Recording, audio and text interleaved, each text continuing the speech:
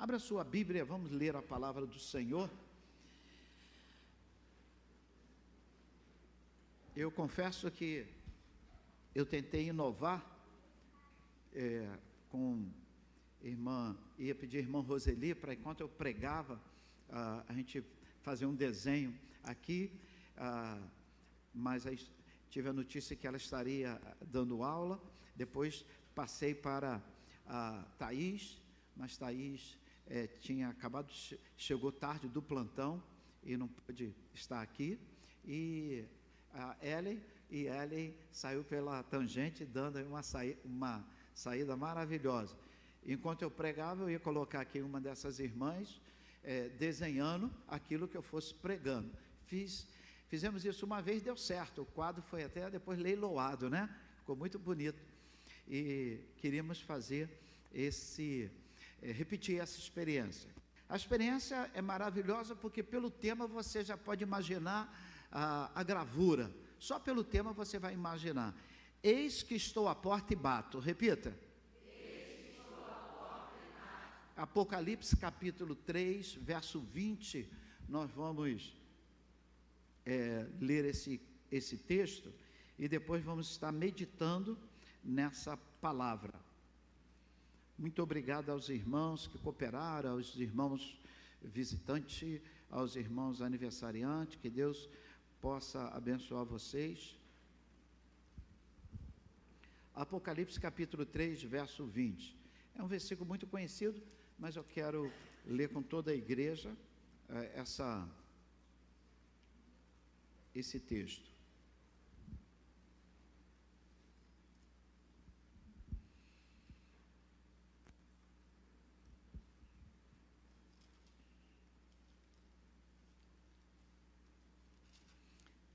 Bem, então escute, ouça, diz assim a palavra do Senhor. Eis que estou à porta e bato, se alguém ouvir a minha voz e abrir a porta, eu entrarei em sua casa e cearei com ele e ele comigo. Repita, eis que estou à porta e bato. Se alguém ouvir a minha voz, abrir a porta, eu entrarei em sua casa e cearei, e ele comigo.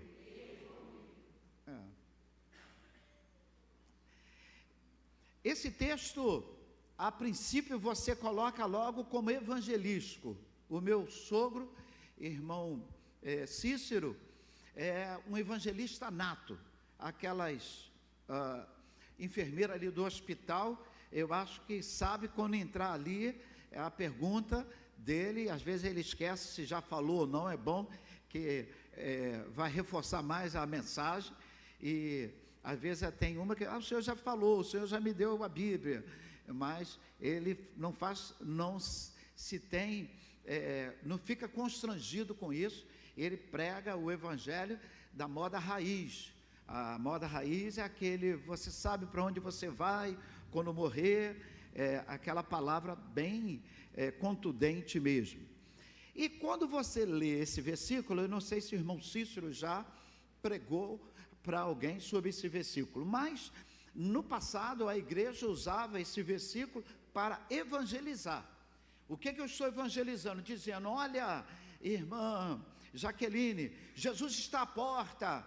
A gente, quando vai evangelizar, a gente não fala o nome da pessoa para não constranger, mas a gente diz, Jesus está à porta batendo, se você abrir, ele entra.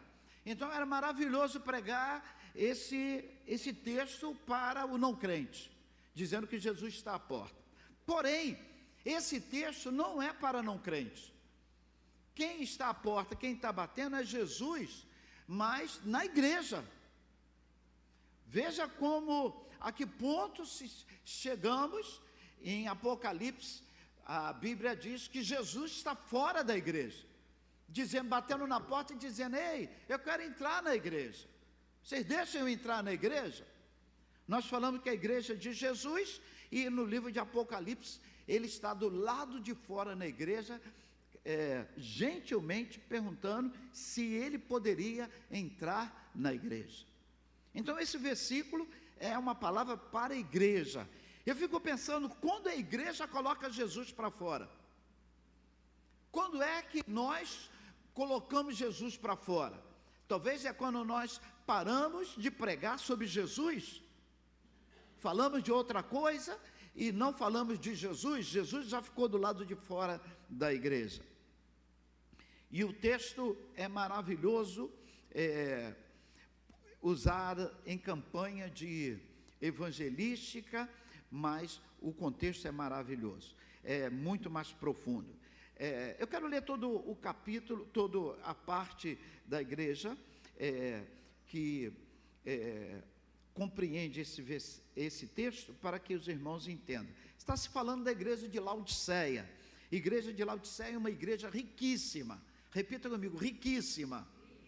Quando eu falo riquíssima, eu estou usando uma expressão para denotar que ela não era só rica, era rica elevada ao quadrado, era uma igreja com bastante recurso. Então essa igreja é uma igreja da Ásia, uma das mais ricas. E começa o versículo 14 de Apocalipse 3, dizendo assim: ao anjo da igreja em Laodiceia escreve. Então, endereçado ao pastor da igreja, a liderança da igreja, aquele que leva a mensagem. Essas coisas diz o Amém, a testemunha fiel e verdadeira, o princípio da criação de Deus. Está falando de Jesus. Verso 15 de Apocalipse 3. Conheço as tuas obras. Repita. Que nem és frio nem quente. Quem dera fosse frio ou quente. Jesus está falando assim: eu conheço as suas obras, eu te conheço, igreja de Laodiceia, eu te conheço, igreja de Laranjeiras, eu te conheço, meu povo, eu te conheço, Humberto, eu te conheço, Eliezer, eu te conheço, Jofe, eu te conheço, Andréia. O Senhor está dizendo: eu te conheço. Eu te conheço, esquece a instituição, o Senhor está falando com a pessoa. Eu te conheço, e eu sei das suas obras. Você pode enganar o seu pai, você pode enganar a você mesmo, você pode enganar a quem você desejar, mas eu conheço, eu te conheço por dentro e por fora. E eu sei que tu não és frio nem quente, tu és morno, és morno. Verso 16, tem como colocar ele?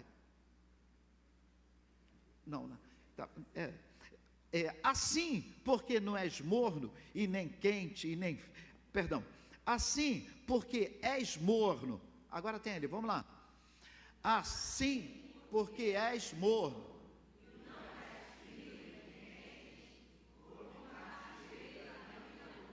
O Senhor está dizendo assim: eu não te suporto.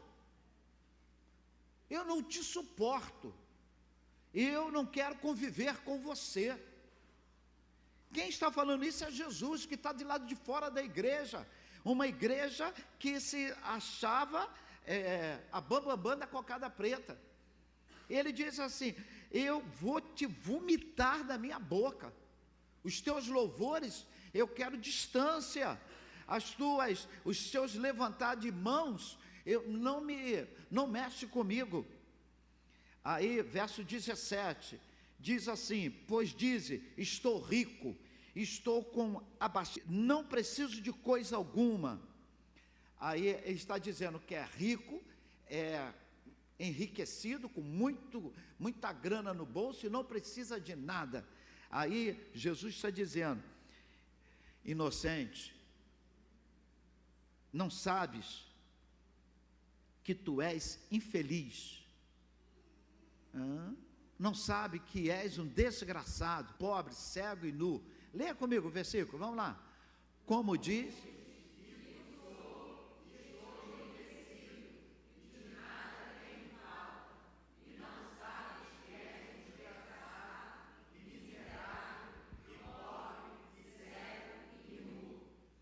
Como a igreja ficou de um estado, de uma igreja rica, próspera, para uma igreja, na ótica de Deus, na ótica de Jesus, uma igreja pobre, miserável e nua.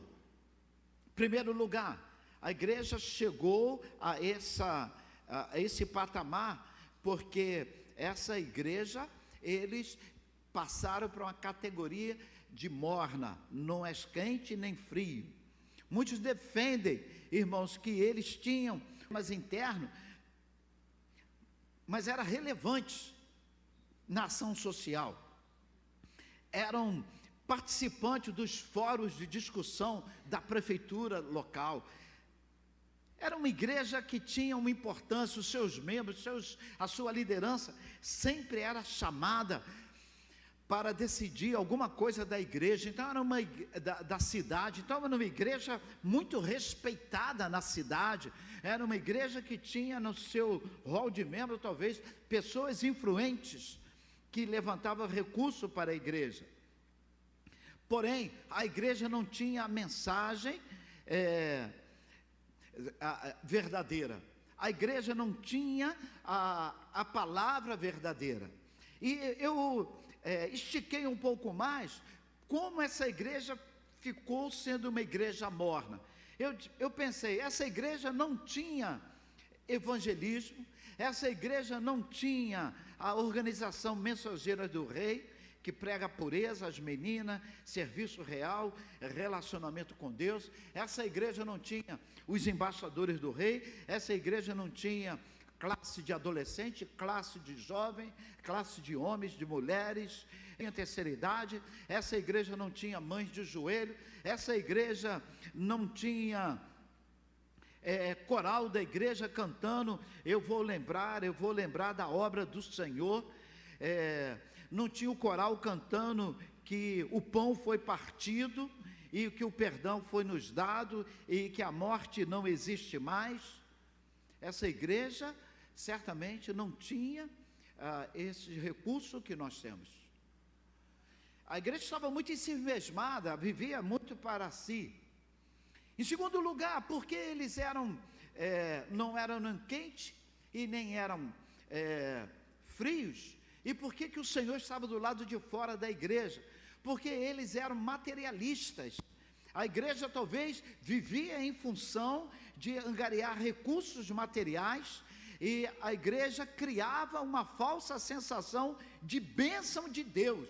É o ledo engano, é o maior perigo quando o crente acha, porque recebeu um dinheiro, quando passou no concurso, quando recebeu alguma coisa, ganhou uma casa, ou conseguiu comprar um carro, que isso é bênção.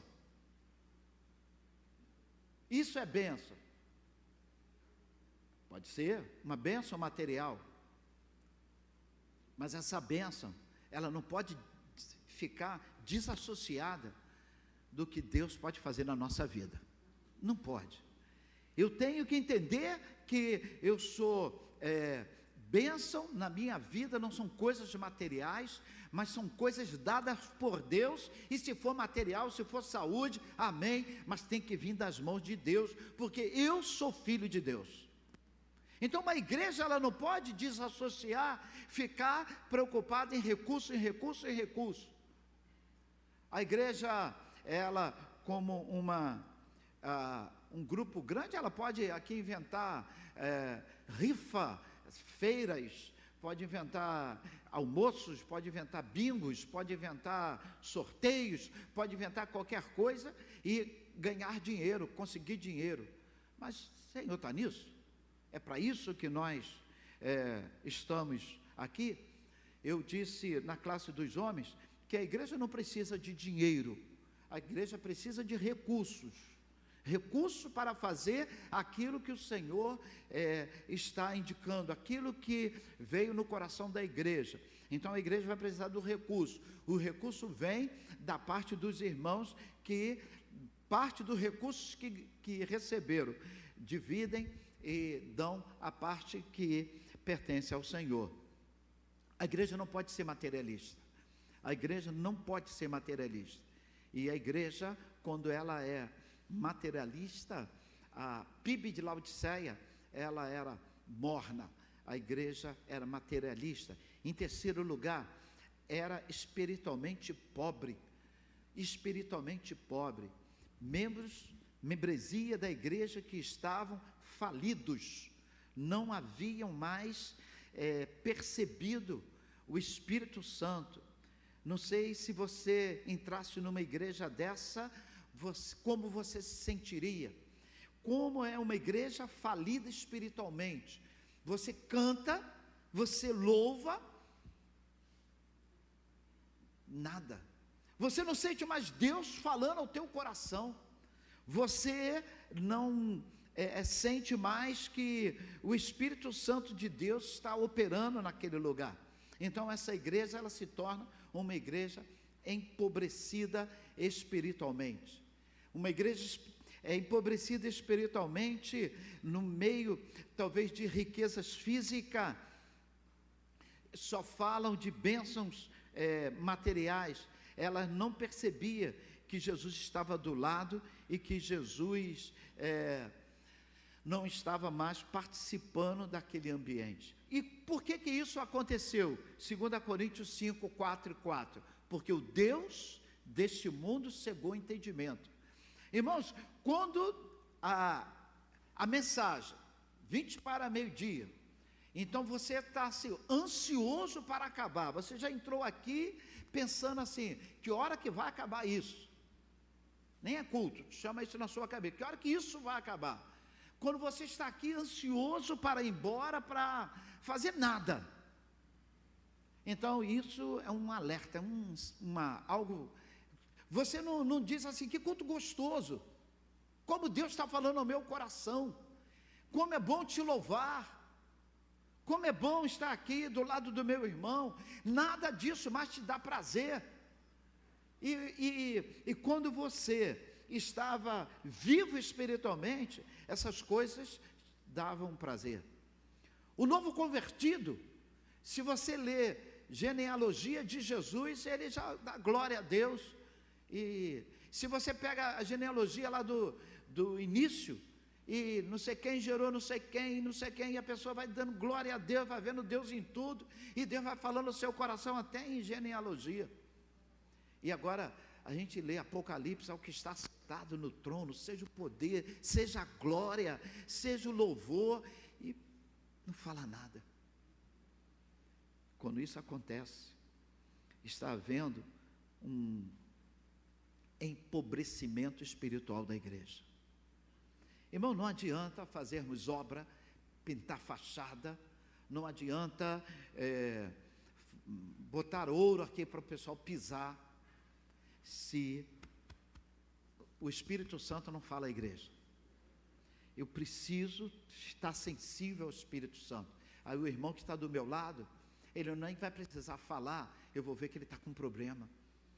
E antes dele sair, eu vou falar, posso orar por você, ou está com algum problema, eu vou conversar, porque não espera para quem tem rótulo de diácono, rótulo de pastor. A Bíblia diz que todos nós somos sacerdotes diante de Deus. Então, se você está cultuando, se Deus está falando ao teu coração, então certamente você é um instrumento nas mãos de Deus.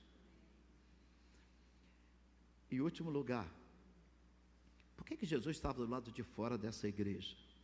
Por que Jesus batia, se ele é poderoso? Por que Jesus estava do lado de fora da igreja? Jesus disse que, nas outras igrejas, que ele disse que ele andava no meio da igreja, e nessa igreja ele está batendo do lado de fora. A diferença de Jesus estar andando no meio da igreja e Jesus do lado de fora é quando os louvores, quando a palavra toca o coração de Deus. E quando isso acontece? Quando a igreja recebe a palavra, e a palavra alimenta, e o Espírito Santo de Deus tem liberdade. A Bíblia diz, conheço as tuas obras. Bato no peito e diz, o Senhor me conhece. E você diz que você é rico, você diz que você é isso, você diz que você é aquilo outro. Eu quero que você entenda que você é o que eu digo que você é. Você é o que eu digo que você é. Aí ele fala, não termina assim não. Eu te aconselho. Davi, andando no aterro comigo, a gente gosta muito, desde pequeno eu mostro ele os aviões e tudo. Avião, Davi. E havia um barulho, ele aprendeu. Vovô, que barulho é esse? Aí ele fala assim, eu acho que é um avião. Aí se é uma moto, eu acho que é uma moto. Eu acho que é um trator. Eu acho que Jesus não estava ouvindo nenhum barulho que agradava ao seu coração, nenhum louvor naquela igreja. Aí ele diz, eu te aconselho, compre ouro de mim, compre roupa para tapar a sua nudez. Ele não falou, ele não deu o diagnóstico que a igreja era nua, era pobre. Aí o Senhor dizia, eu tenho ouro, deixa de ser pobre, compre, para de ficar nua, eu tenho roupa, compre. Ah, você está cega, eu tenho aqui um colírio que você vai conseguir enxergar, eu tenho roupas brancas, se a sua roupa está suja. Jesus, ele dá o diagnóstico do problema da igreja, e agora ele dá o remédio, aconselho que de mim compre. Então eu quero que você leia, e não se esquive não, eu preciso comprar isso também. Hoje eu estou precisando de um colírio, para que eu possa ver além da letra. Eu preciso de um remédio para a minha audição, para que eu consiga ouvir melhor. Eu preciso desse remédio que Jesus estava dando à igreja de Laodiceia. Ele está falando assim, ó, esse remédio não é barato não. Eu aconselho que você compre. Por que Jesus está falando? Não é chegar aqui na igreja, eu vou te dar um pó e você vai jogar na sua casa e seus problemas acabaram. Não. É com joelho no chão, é clamando a Deus na sua casa, é orando, é pedindo, Senhor, eu preciso, Senhor, fala o meu coração, é lendo a palavra. Então, ele está dizendo, não é barato não, porque o sono vem, meu irmão. Quem ora de madrugada, sabe muito bem que às vezes a gente fecha o olho para orar, quando você vê, você está chamando o urubu de meu louro, uma confusão na sua cabeça, aí você tem que levantar e repreender o sono e voltar de novo para orar. Então ele está dizendo, eu aconselho que você compre, porque não é barato. Comprar o quê? Então vamos ler, ele coloca novamente. Aconselho que de mim compre, é o 18, vamos lá.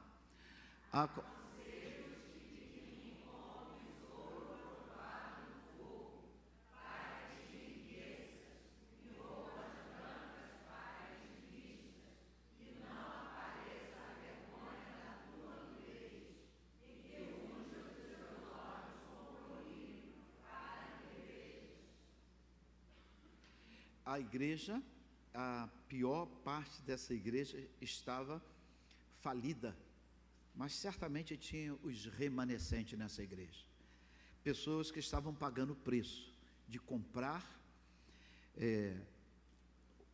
ouro provado no fogo, comprar roupas limpas, não roupas brancas, vestiduras brancas,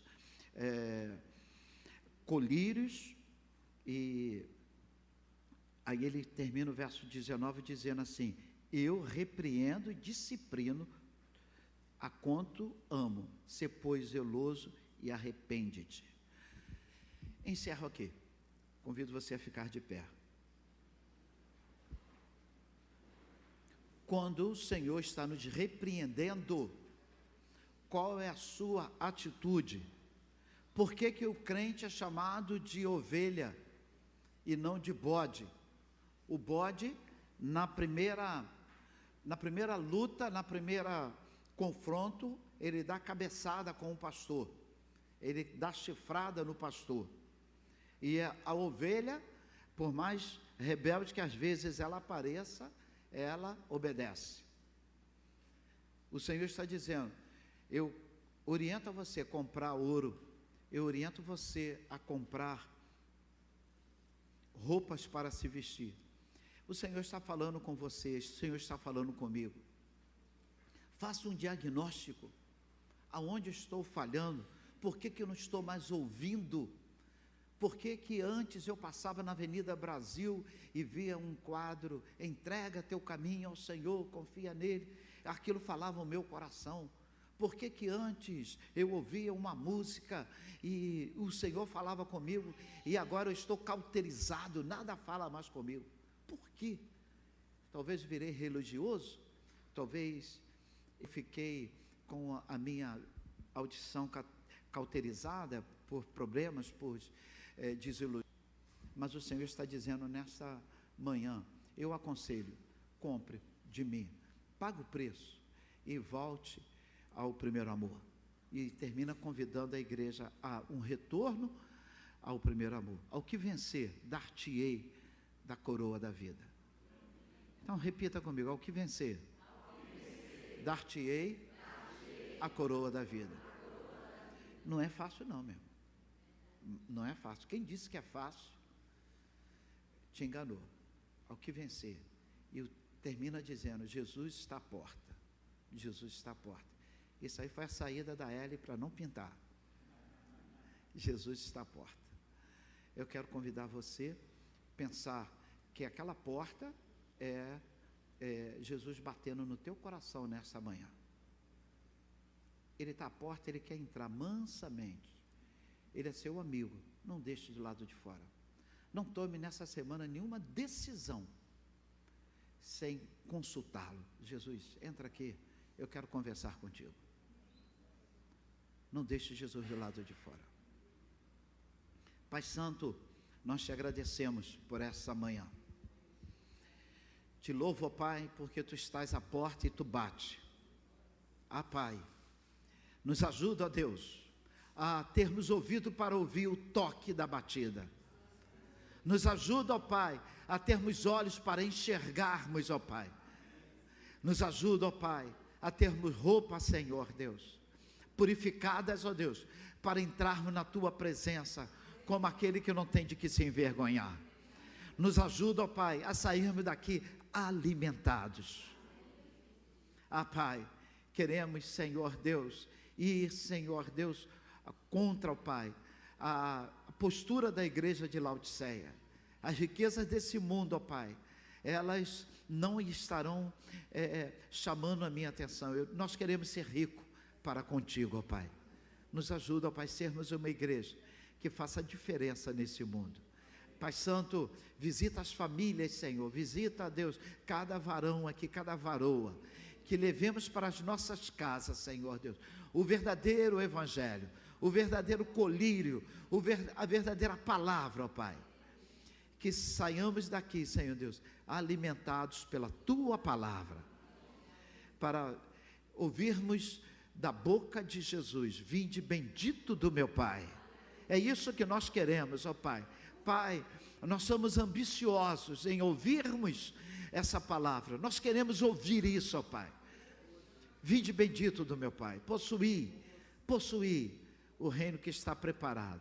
Senhor, em nome de Jesus, que saiamos daqui, Senhor Deus, impactados, ó Pai, com a Tua palavra, e que Jesus não esteja do lado de fora da nossa vida, que Jesus não esteja do lado de fora do nosso casamento, que Jesus não esteja do lado de fora desse momento de doença na nossa família, que Jesus não esteja do lado de fora nesse momento de crise financeira, que Jesus não esteja do lado de fora nesse momento, ó Pai, de depressão, nesse momento, ó Deus, de confusão, que Jesus não esteja do lado de fora do Brasil, e que essa nação possa se render aos Teus pés. Nós oramos, ó Pai, em um nome santo e precioso de Jesus. Amém. Deus abençoe, poder se assentar.